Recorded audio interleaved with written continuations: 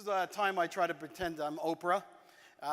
Every year we ask, really poor imitation, every year we ask a few executives to join us on stage and share their experience with them, share their experience with us so we can learn from them. And it's really what the heart of what Connections is all about from the early days is for all of us to share insights with each other, learn from each other so that we can conquer this business and build a bigger business for all of us. So with that, we have a great set of executives joining me today. Please welcome me, please help me. Boy, it's a tough morning. Please help me in welcoming all of our panelists on the stage. Alex, Ron, Rich, Yolanda, and DJ. Hey, DJ. Hey, go ahead. Come on. Hey, Yolanda. Thank you. Hey, Mike. Rich. Hey, Mike. Ron. Alex. You guys color coordinated. Doing that one? Okay. I don't know. You guys. I'm here. Good morning, everybody. Good morning. Good morning. Good morning.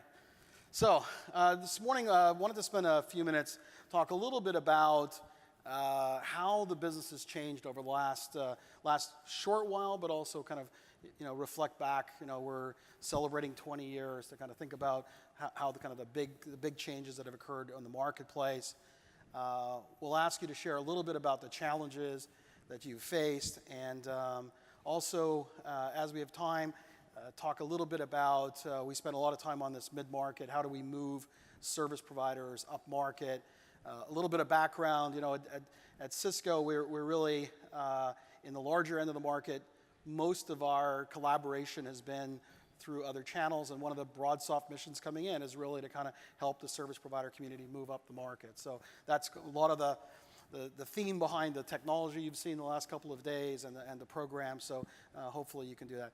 So what I'll ask you guys to do, since I didn't kind of introduce each of you, kind of ask you to introduce yourselves, tell us a little bit what you're doing, who you work for, and so I'll pick the order and I'll pick Yolanda first. Well, thank you, Mike. My name is Yolanda Bueno. I am Head of Product Marketing for UC and Collaboration Solution from Telefónica in Spain. And while our proposal is based on cloud solution at the moment, and for SMB market is based on BroadSoft, and we've been very successful. Thank you for your excellent product. Thanks. DJ? So my name is Didier Jaubert. I'm the CEO of Arcadin. Arcadin is a mid-sized company created 16 years ago in Paris, France. We are now $300 million, 1,200 people around the world, operating in 33 countries. And we have been moving from a traditional, I would say, conferencing business to now becoming more and more a cloud communication service provider. And we were acquired 4 or 5 years ago now by the Japanese group, NTT. So we're trying to be the real powerful cloud communication engine inside the NTT group. Okay, thanks. Rich? Mike, thank you. My name is Rich Shaw. I'm with AT&T. It's a little company down in Dallas, Texas. You may have heard of us. Anyway, I have responsibility. I'm the Vice President of Voice and Collaboration. So I have everything from the POTS line, all the way up to all the hosted voice and collaboration services. Mike, I buy everything that you have to sell. So I've got one of everything under the hood. So thank you very much. It. Alex? Hey everybody, Alex Doyle from Verizon. I'm responsible for business communications and collaboration at Verizon, and that's pretty rich diversity. It's the smallest of the small, largest of the large. It's wireless, it's wireline, it's BroadWorks, it's BroadCloud, it's Cisco, HCS, and WebEx, and it's North America, and it's the rest of the world. Thanks, Alex. Ron? And I'm Ron McKenzie. I'm a Senior Vice President with Shaw Business up in Calgary, Alberta. Our operating footprint would be sort of Northern Ontario all the way to Vancouver Island. Maybe I should translate that. Minnesota to Seattle. So everybody understands. Well, Minnesota. I'm working on that, Minnesota. We've been a 40-year traditional, originally cable operation, and we've expanded quite a bit over the last little years with the support and help of BroadSoft and Meraki to really go after the small business market. So we'll happy to share more on that. Excellent. So one thing we're really fortunate this morning is that we have panelists covering 4 different markets. We'll have Alex and Rich battle out the U.S. in a minute. Why don't we start, Ron, with you? Canadian market's seen a lot of changes, structural changes in the last couple of years. A lot of changes for Shaw, from cable origins to mobile. Tell us a little bit about how you've seen the evolution in Canada and especially in this area of the business. Sure. No, thanks, Mike. I'd say if I was to describe the Canadian markets, it's a very regulated market and industry. I mean, you have your traditional incumbent, phone companies operating geographically, and because of the space of our footprint, we actually operate against 4 different, now 3 different regulated operators. So they're different packaging, different markets in terms of the competitors that we're up against. What I'd say has happened is, if you look at the Canadian landscape, it is predominantly a small business and mid-market. Your big enterprise would be government, financial institutions, banks, et cetera. But once you take that away, it really is a big mid-market. And so most of our focus has been on how do we disrupt the small business market. And what was really interesting in all the research that we did before we originally launched 3-4 years ago now, was that the small business was looking for a trusted advisor. And this is very different from a traditional, I want to buy a platform or service. And the trusted advisor model was they want someone to manage it, they want someone to put it in, ease of use, simplicity in the packaging. And I think that some of what was described earlier by Mark, that's where there's great opportunities to disrupt in the market. And I think that's what's happened is the packaging is really taken off. And then the last piece has been your approach to sales.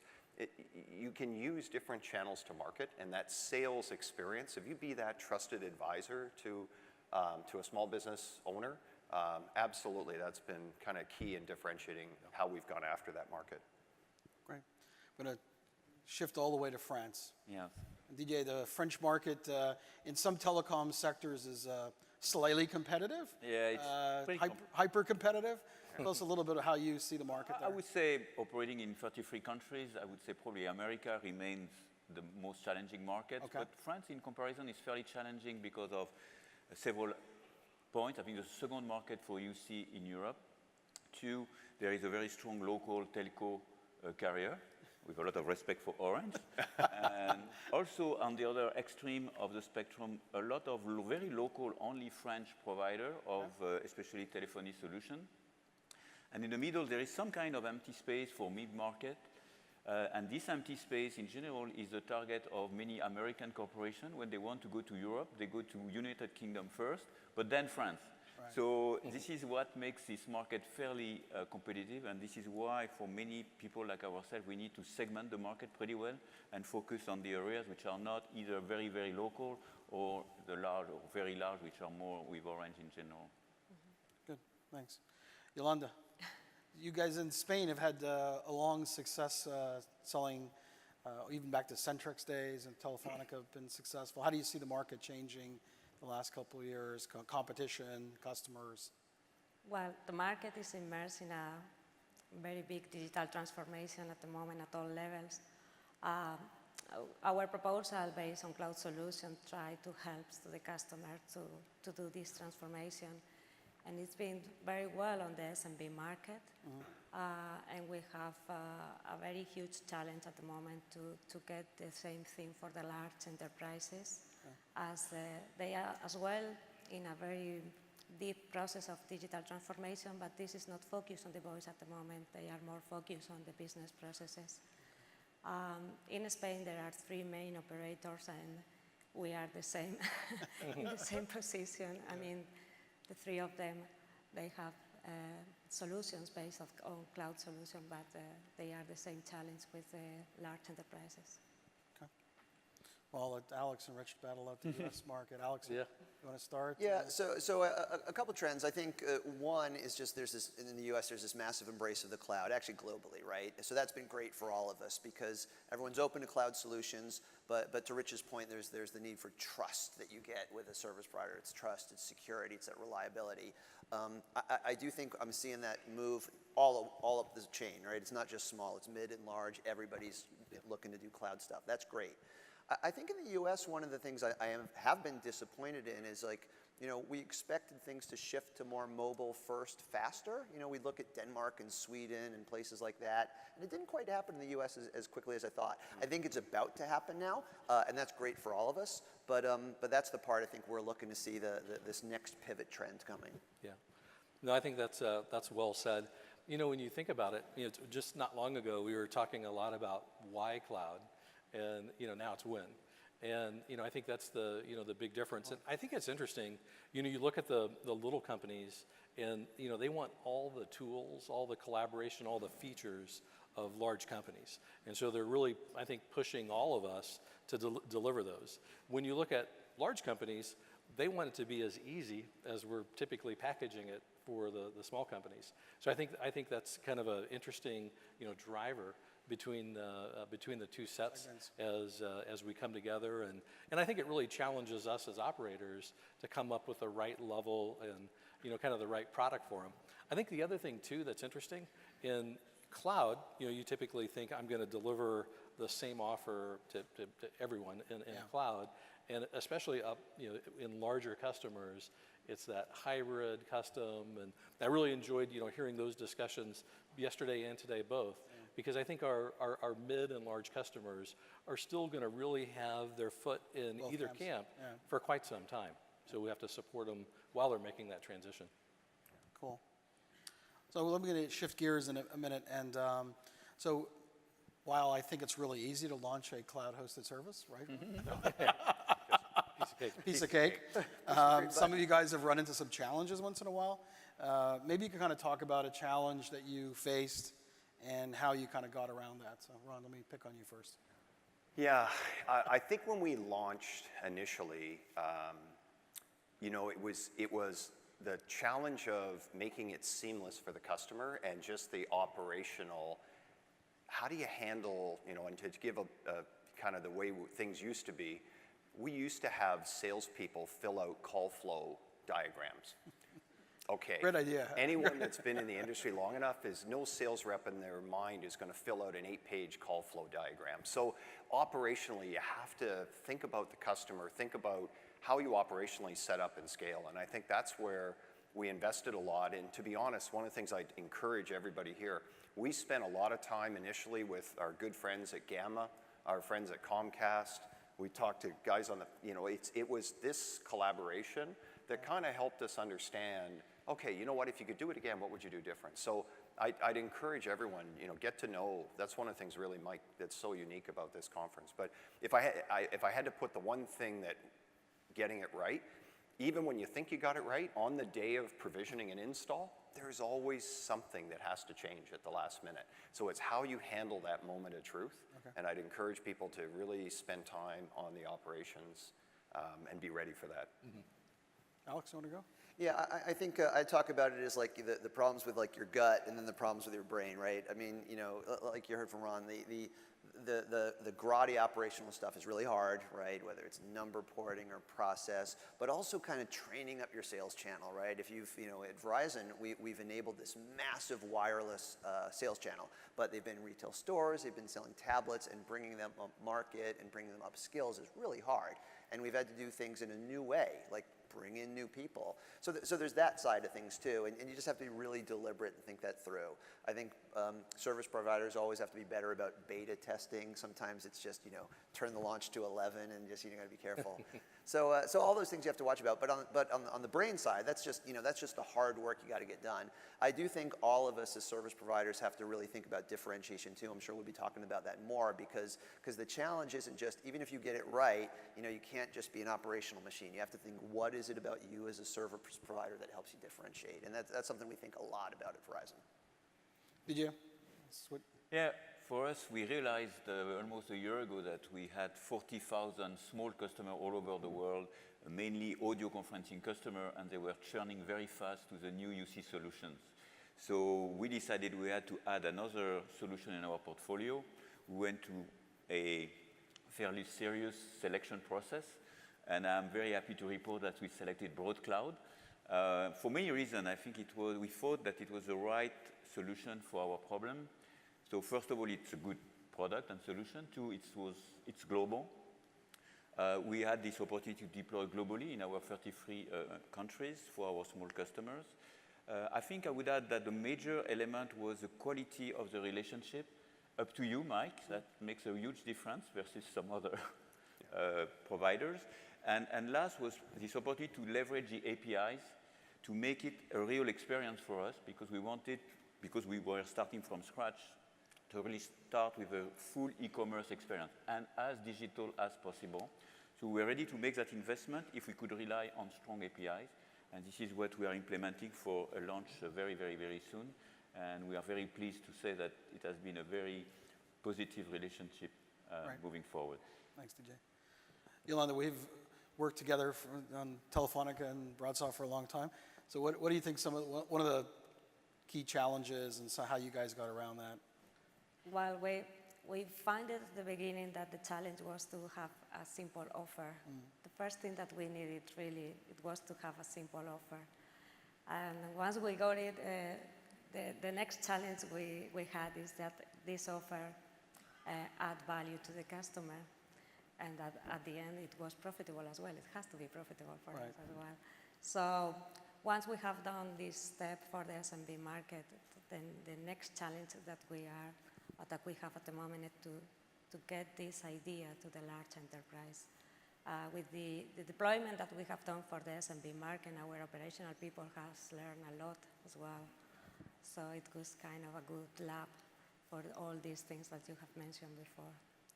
Yeah, you guys have gone through several waves, and now, back to Ron's point, people should talk Telefonica. The operational in the SMB is really kind of high scale and high production. So. Yeah. Good job on that. Yeah. So, Yeah, I would echo some of the comments Ron made about the operational side of really having sellers fill out call flows, and even having customers know their call flows.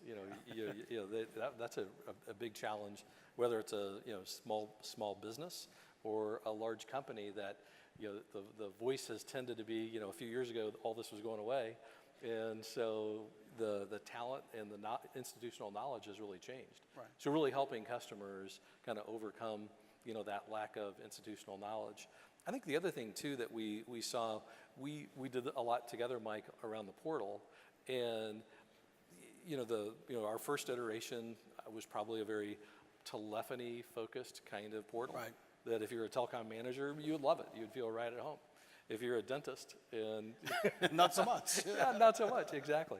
So we really, I think we had a nice partnership together to really build that in a way that both the technical and the non-technical user can accommodate that. And while I used kind of a small business example, I think it really carries up and down the line as we'll have more and more line business managers that really want to have control of these functions and the ability to adjust these functions inside their organizations.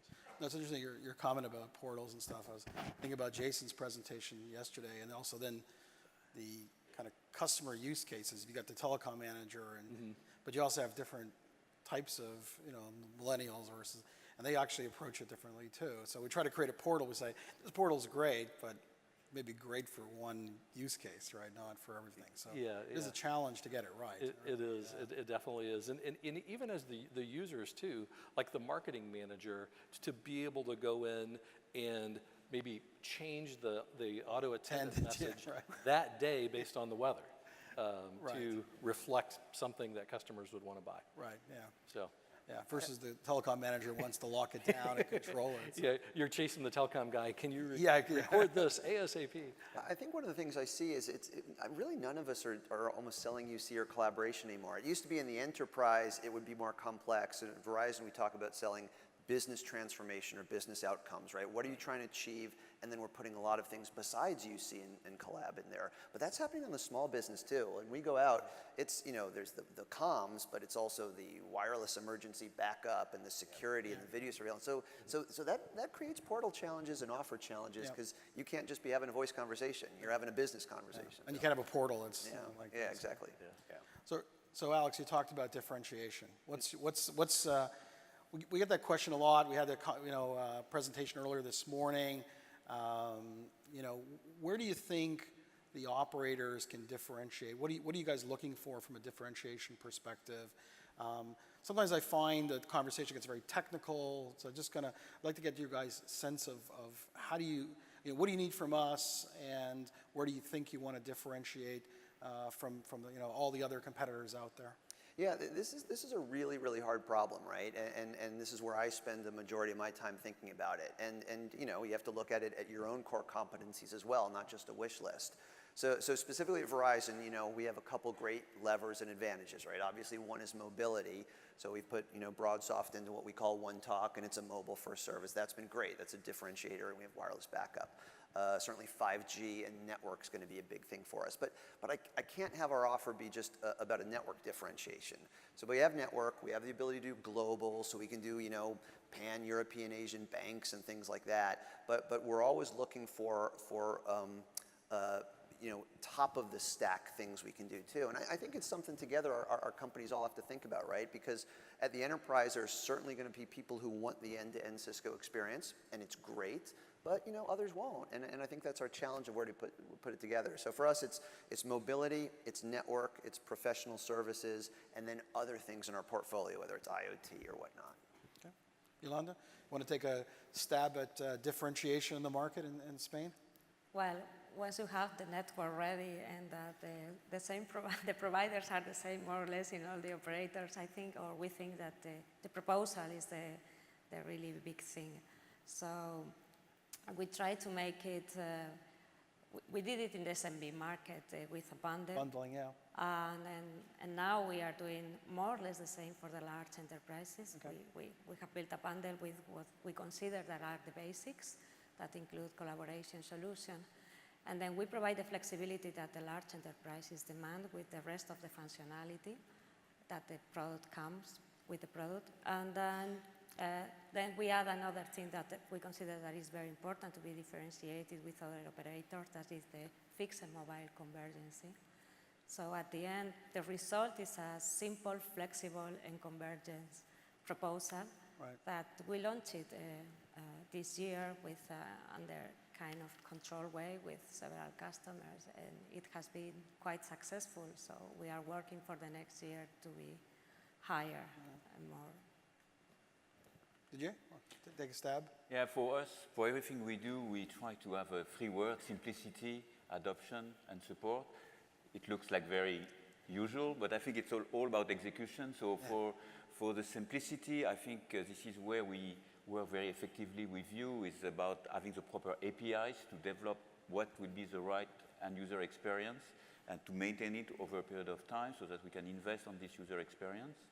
On the adoption, I think it's interesting, coming from an audio conferencing background, we were getting revenue only if they were using minutes, if you were using minutes. So it was no value just signing contracts, it was about getting real usage of minutes. So this DNA of Arcadin has been proving very helpful when people are buying licenses. Still, our DNA is, okay, let's make sure they are using it, they are trained, and this has helped tremendously. And support, I think because we are talking to end user, we are operating in 19 languages.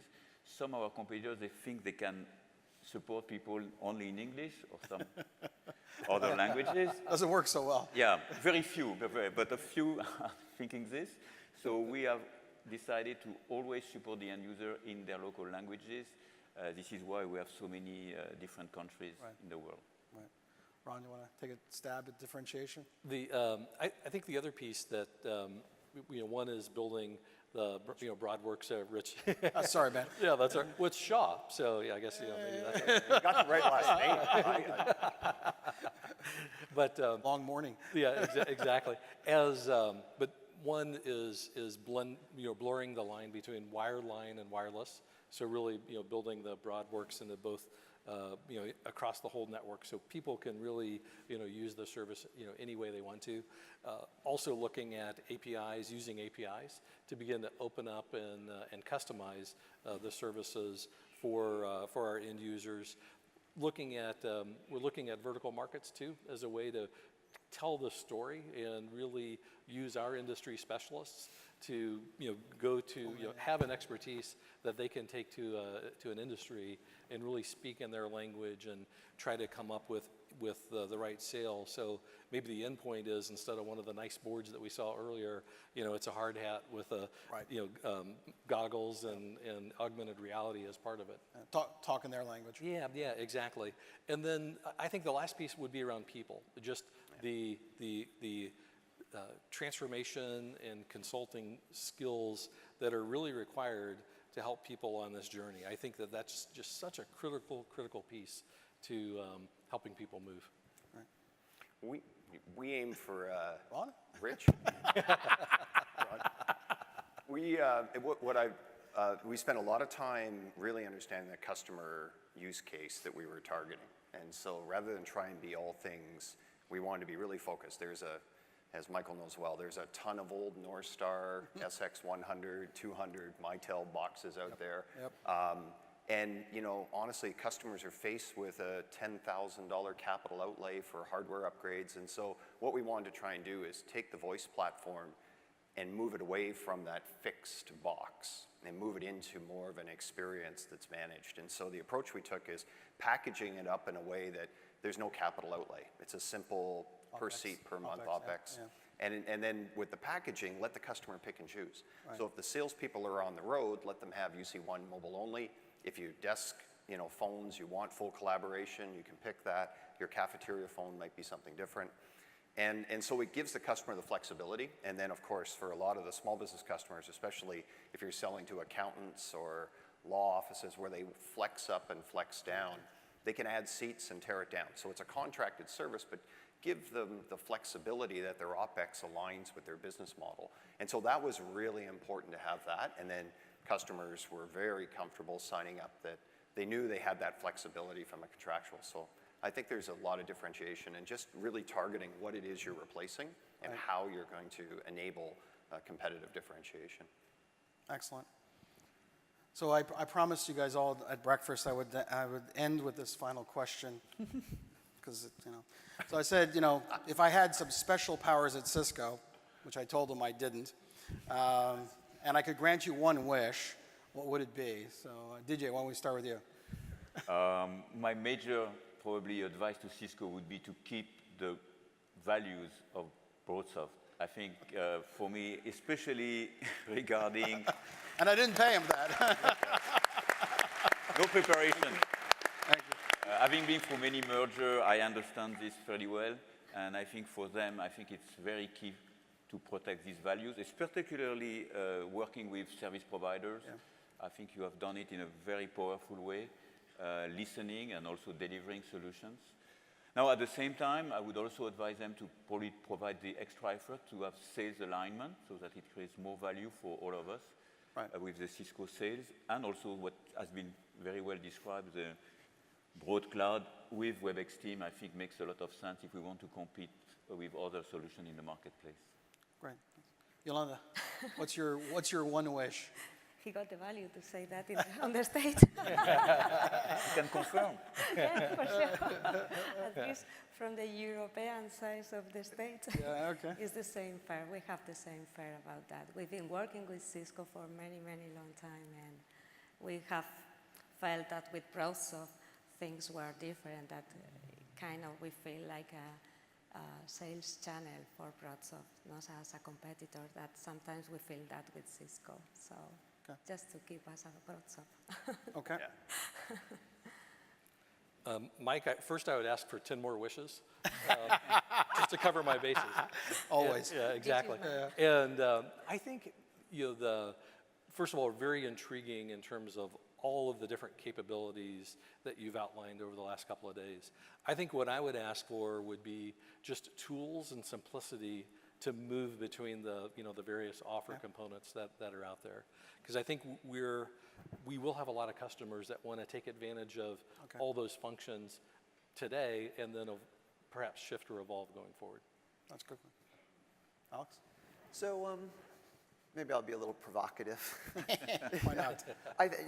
Mergers are really hard, and you know, we've gone through some at Verizon, and culture things are strange and whatnot. I think the challenge that all of us have, you know, Broadsoft and Cisco, but this whole community is that, you know, the service provider model is just very different than Cisco's traditional kind of VAR model, both in terms of culture and sales operations and economics. And I think as a service provider, I'm a little worried about how these worlds are going to come together, and are we going to be, you know, put in a position where we look and feel like a VAR? I've got margin, I've got economics concerns, and I know we're all going to work it out, but I think that's something we all have to be very close attention to, because this is plutonium, right? And just like I struggled to take Verizon Wireless retail reps and turn them into business solution sellers, we'll all have this similar kind of challenge as we put the machines together, I think. And I think it's something we'll all just have to keep an eye on. Good. I'm with Rich. Doesn't a genie get 3 wishes? I have so little power that, you know, one is about all I have. So if I had to, first coming down was the wish that I would have had. I got to see sort of the promise of what WebEx integration with Broadsoft would look like, in particular to help us go up market. Yeah. And I think if, you know, as we move up market, we go head to head, you know, Skype for Business. And it's this perception that Microsoft has done a brilliant job of, well, you just get that included. And so for a lot of mid-size and moving up, I think there's a wonderful opportunity for us to disrupt that. So the tighter integration, and I think the simple connections, directory integration, whether it's LDAP or Radius or whatever, just simple click to connect. And so when I saw the demo today, I was actually really encouraged by that. Right. The only other piece I'd add is mobility. Yep. So, and we talked a little bit this morning, you know, the dual persona as a separate app, I think the world's evolving when phones become capable with eSIM. And with eSIM, you can have essentially native dual persona. How do you integrate that, and how together we can disrupt Microsoft? That's the piece of the puzzle they don't have. And so if you drive that, that would be my wish of Cisco, to drive harder on the mobility integration seamless. And I think we've got a wicked weapon we can take to market. Great. Well, thanks, everybody. Thank you very much. Hey, everybody wants to wish for more connections, too. Yeah. Thank all the panelists for sharing their thoughts. Thanks, guys. Thanks, Mike. Thanks, Yolanda. Thanks, DJ.